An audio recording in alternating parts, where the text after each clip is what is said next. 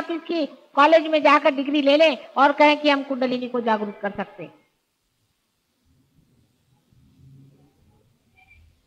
इस तरह के झूठे बहुत से लोग आजकल संसार में दिखाई दे रहे हैं और वो जान नहीं रहे हैं कि हम कितना बड़ा घोर अत्यंत भयंकर पाप कर रहे हैं। कुंडलिनी का काम अत्यंत कुशलता पूर्वक करना पड़ता है। इतना ही नहीं, अत्यंत प्रेम पूर्वक करना पड़ता है और सबसे बड़ी बात है कि वो प्रेम भी अत्यंत पवित्र होना पड़ता है। पवित्रता ये धर्म के रोम रोम में छाई हुई शक्ति है।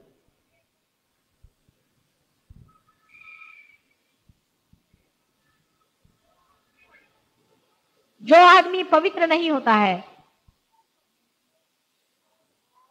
जो दूषित विचारों से भरा रहता है, जिसका सारा चित्त दूसरों का पैसा, दूसरों की पत्नी या दूसरों को लूटने की ओर होती है, ऐसे आदमी को चाहिए कि वो अपना समय और किसी कार्य में लगाए, लेकिन कुंडलिनी के ऊपर हाथ न रखे।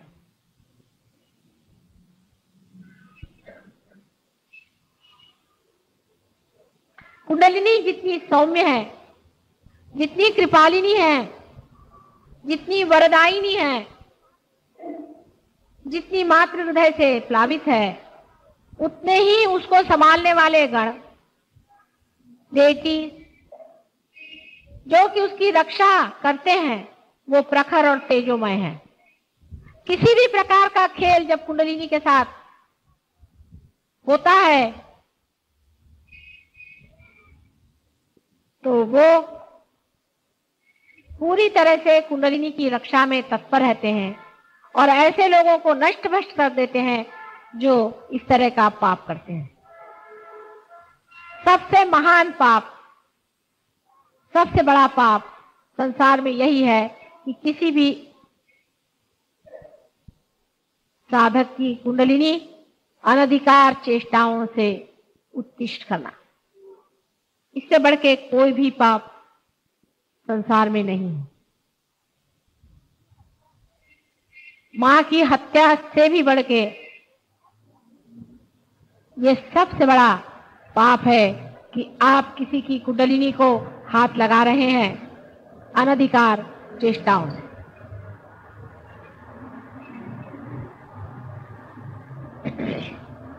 परमात्मा ने ये सारी सृष्टि अपने प्रेम में बनाई है और उसे पवित्रता से भरा हुआ है। ये सारी सृष्टि अत्यंत पवित्र है। उसमें जो कुछ भी अधम है और बुरा है वो मनुष्य ने ही संचित किया हुआ है, क्योंकि मनुष्य ही ऐसा जीव संसार में बनाया गया कि जो स्वतंत्र है। बाकी सारी ही सृष्टि परमात्मा के इशारे पे नाचती है, एक पत्ता भी उनके इशारे के बगैर नहीं हिलता। सारी सृष्टि में जो अधम से अधम है, जो नर्क से नर्क है, जो पाप से भी बढ़ के पाप है, वो सब मनुष्य ही का बनाया हुआ है। इसकी रचना मनुष्य ने ही की है और ऐसे ही गिरे हुए अधम लोग जब अधमाधम स्थिति में पहुंच जाते हैं तब वे शैतान के रूप में विचरण करने लग जाते हैं। शैतान परमात्मा ने नहीं बनाए, उसको मनुष्य ने बनाया है और वो शैतान की पूजा करता है क्योंकि उसने ही उसकी रचना की। जब तक हम शैतान को शैतान नहीं कहेंगे, जब तक हम अधर्म को अधर्म नहीं कहेंगे, जब तक हम बुराई को बुराई नहीं कहेंगे, तब तक हमारे अंदर अच्छाई जागरूक नहीं होता। आपने सुना होगा कि जब लोग मक्का जाते हैं तो रास्ते में एक वहां शैतान की मूर्ति बना के बिठाई गई है और सब लोग अपने घर से अपने पुरानी चप्पल लेकर वहां जाते हैं और पहले शैतान को मारते हैं, माने उसको धिक्कारते हैं। उसको धिक्कारे बगैर परमात्मा आपको स्वीकार नहीं करने वाले और उनके स्वीकार हुए बगैर कुछ भी आपको नहीं मिलने वाला, आप चाहे कुछ कर लीजिए। उनकी मेहर आप पर होनी चाहिए, उनकी दया आप पर होनी चाहिए, उनका प्रेम आपकी ओर उमड़ना चाहिए। वो अत्यंत दयालु, करुणामय, सर्वशक्तिमान प्रभु परमेश्वर है। लेकिन अगर आप अधमाधम कार्य में बैठे हुए हैं और आप उस शैतान की पूजा कर रहे हैं जिसने संसार में एक अजीब तरह का चक्र चला दिया,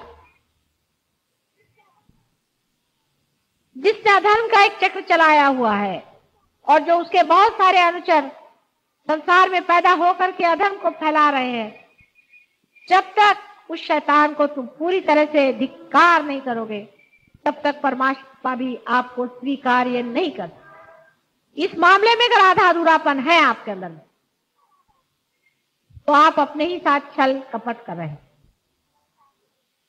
उसको पूरी तरह से आपको धिक्कारना होगा, उसको पूरी तरह से आपको छोड़ना होगा, नहीं तो आप में जो कुछ भी मिथ्या है वही आपके अंदर बैठा रहेगा, और जो सत्य आपके अंदर है वो प्रकट नहीं हो। जब तक आपके अंदर सत्य प्रकट नहीं होगा, संसार में भी सत्य कैसे फैल सकता है? जैसे कि समझ लीजिए, सूर्य पर अगर बादल छा जाए तो अंधेरा आ जाता है, और अगर बादल हट जाए तो सूर्य फिर से चमकने लग जाता है। इसी प्रकार मनुष्य ने ही अत्यंत अधम कार्य करके जो शैतान तैयार किया हुआ है, उस शैतान के बादल आज भी संसार के ऊपर इतनी बुरी तरह से मंडरा रहे हैं कि हो सकता है कि अगर सहज योग पूरी तरह से न पनप पाया तो वो दिन दूर नहीं जबकि हम लोगों का सबका ही सर्वनाश हो जाए और अंधकार के गर्त में हम डूब जाएंगे। उस अंधकार में भी सहयोग में जिन जीवों ने परम कार्य किए हुए हैं, वो सितारों जैसे चमकेंगे, तारों जैसे उनकी महिमा हो। ये बहुत बड़ा आपका स्थान है। आज इसे आप नहीं समझ पा रहे हैं, लेकिन इतिहास में इस बात की चर्चा होगी। इतने सहयोगियों ने सत्य पर अपने पैर जमा लिए। आधा अधूरापन छोड़ दीजिए, छोटी छोटी बातों की ओर उलझने की जरूरत नहीं है। आप बहुत बड़ी चीज पर जमे हुए। इतनी बड़ी चीज पर जमने वाले लोगों को चाहिए कि छोटी मोटी चीजों की ओर बिल्कुल ही ध्यान नहीं।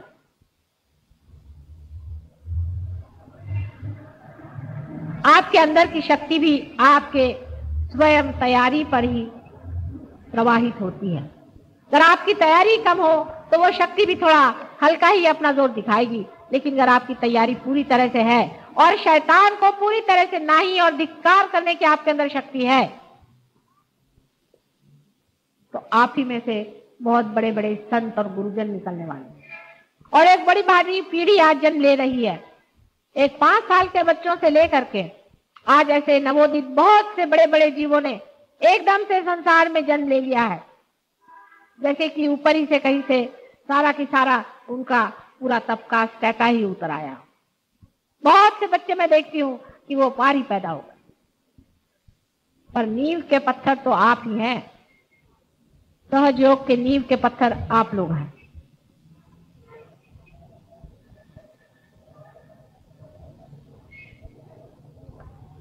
आपको मैंने पहले भी अनेक बार बताया है कि जो लोग आज धर्म के झूठे झगड़े खड़े किए हुए हैं और जो आपस में नफरत से एक दूसरों को देख रहे हैं और उसमें धर्म का नाम इस्तेमाल कर रहे हैं, ये शैतान के बच्चे हैं, ये परमात्मा के भेजे हुए लोग नहीं।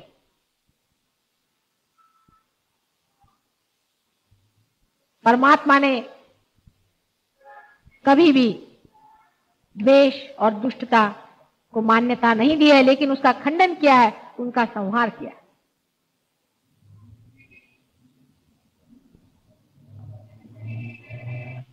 जो लोग अपने को बहुत छोटे दायरे में बांधे हुए हैं कि हम फलाने हैं और ढिकाने हैं, वो लोग उस अनंत के गोद में नहीं जा सकते जिसकी कोई सीमा नहीं है, जो असीम में बैठे। अपनी सीमाएं आपको तोड़नी पड़ेंगी जो आपने मूर्खता से बांधी। कोई भी धर्म आपको सीमा में नहीं बांधना चाहता है, लेकिन जो मनुष्य ने मूर्खों जैसे धर्म बनाए हैं, उसका तो कोई इलाज ही नहीं कर सकते। वास्तविक दो ही धर्म संसार में है, एक है धर्म और दूसरा है अधर्म।